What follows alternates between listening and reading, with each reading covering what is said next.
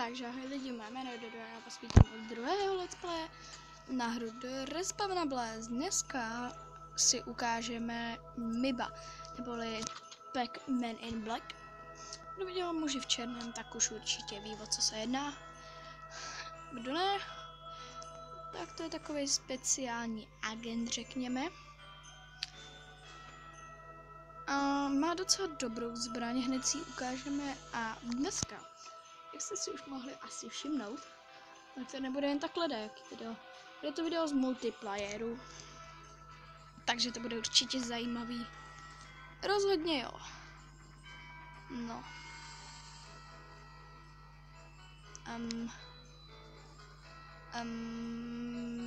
Meč začíná za asi 7 sekund. Tak asi nic nestihnem. Tak ne. 19 sekund, ok, já tam neviděl přes tu dole ikonku Recorded by Bombism. Tak si to zatím ukážeme. To je taková malá zbraň a ještě k tomu peku patří tahle zbraň. Si ukážem taky. Hnedka vám všechno ukážu. Hrajeme na mapě Frozen Bay, což není úplně moje nejoblíbenější mapa, ale tohle je spíš mapa pro ty spotry, no. Když nemáš spotr, tak to je docela dost špatný pro tebe. Jelikož já spotr mám, tak můžu být tak trochu v klidu. No ale furt, že jo, furt to není OK. Ten typek má snajperku, co ho pokusím sejmout. Jsem dobrý, no. Jedině já se můžu zabít barelem. Nebo chodícím barelem normálně. Teďka překvapíme toho týpka ze zadu. Co, tady má někdo Ghostbustera. To taky možná ukážem. Dobře. To mi trochu nevyšlo. Přiznám. Trochu víc. Tady je ten týpek. Tak to nevím, co jako zkouší. A jak máme to? Vždycky, když máš tu mibovku, tak ti to prostě vyžeru, ale kdybych měl flare gunu, tak ten kill prostě dám. Ale jelikož já mám mibovku, tak ten kill prostě nedám. Děláš si ze mě srandu, týpku. Vážně, really? A co jako ty budeš zkoušet? Mi řekni. Dala bych si tak 3 meče, 2 meče, no. Jak 2 meče v tom multiplayeru. Možná si ukážeme ještě tu druhou mibovku si určitě ukážeme v dalším tom roundu. Na dalším kole, až tohle dohrajeme. Tak pouze jednoduše. Tak. Tak, tohle týpka. To nevím, jak mě dal. Ale mám ho trochu buglýho, tak dobrý. Omlouvám se za trochu menší lagy ve videu, nedělá to můj mobil, ten je docela dost výkonný. Je to G-Smart Acta A4, píše se to G-Smart Acta A4, to už vám asi došlo, nejste úplně totálně retardovaný. No, takže tak. Tak nás tady oba polutěl, ale tady nahoře máte skóre a my vedeme 19-10, takže libový. Takže asi na nás zatím nemají. A já už konečně to... Já to vyjdu a vystřelím z té mibovky. No to mě naštve. Jo, to mě naštve. Protože ta mibovka, jak jste si asi už mohli ty chytří všimnout, odráží. Názorně si to ukážem. Uí! A to dělá jenom ta mibovka. Tenhle týpek mě štve. Už je dole. Už jsem ani nemusel zakročit, jsem čekala, až přijde blíž. Ale tenhle týpek jako co dělá, mi řekněte. Já prostě trefím úplně na pohodu a on nic. Tak zmáčkneme spotr. OK. Týpka si tady zatím dáváme trochu.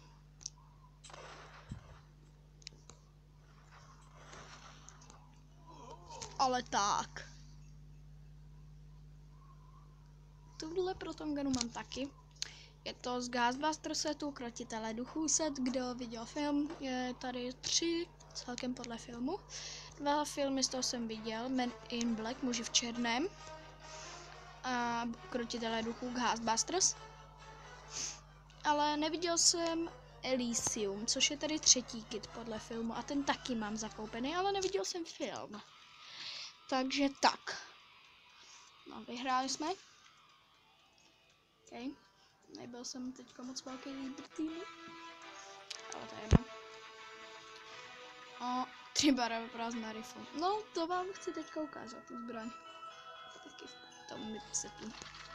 Ten MIP si to shrneme. Ten MIP obsahuje tuhle trojbarelovou brokovnici, říkejme tomu brokovnice. Tuhle pistolku, co jsme zkoušeli. Ten kit přidává tyhle kalhoty.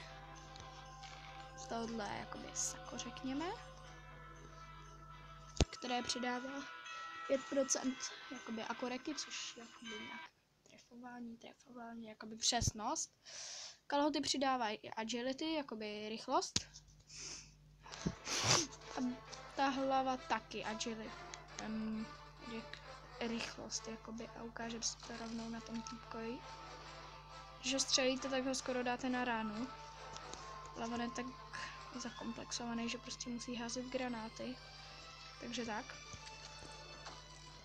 Takhle to vidím z mé strany. Týp. Aha, on je Shockwave Grenade. No, tak, ale to je jedno. Tohle video bude tak ukázkový a v příštím videu bude určitě ten set s Krotitelama duchů.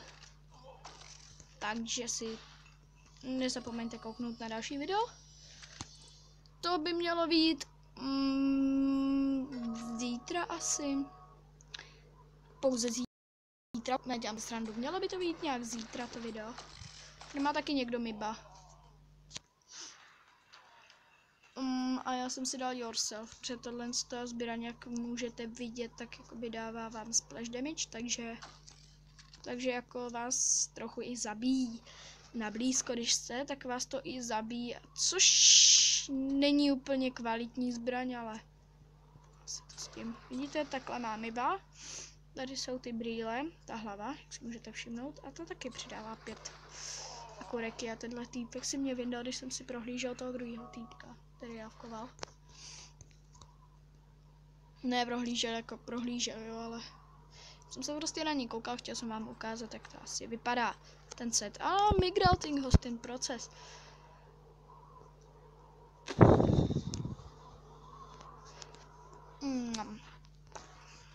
Už to je. Teď by se to nemělo tolik bugovat. Tak rovnou to vyzkoušíme. Jo. Ale jdi někam. Co to má za zbraň, ten týpek, by mě zajímalo. No to je jedno. Až nás zabije, tak to zjistíme. Jestli nás vůbec zabije teda. To je jedno. No tak co? Ne.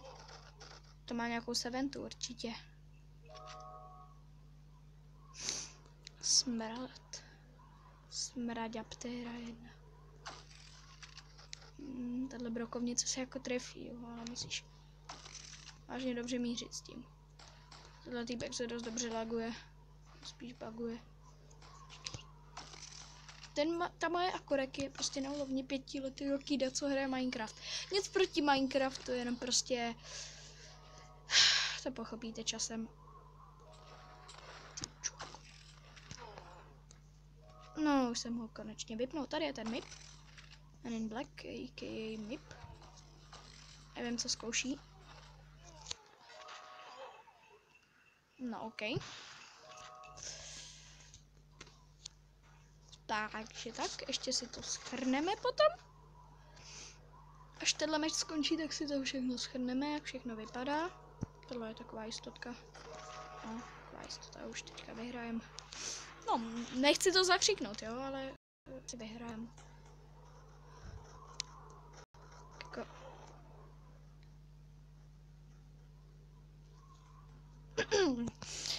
Jo, Shockwave Grenade.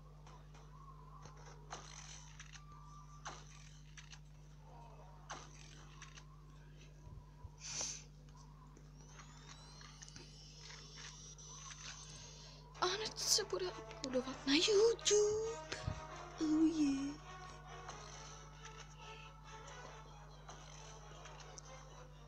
Co to má za snajperku, by mě zajímalo, to se asi nedozvíme. A nakonec yourself. Victory! No, v tomhle meči jsme moc neuspěli, ale neřešte. Tak, teď si dáme to shrnutí, co tenhle pack dává. Takže tenhle pack MIP Special Agent Gear přidává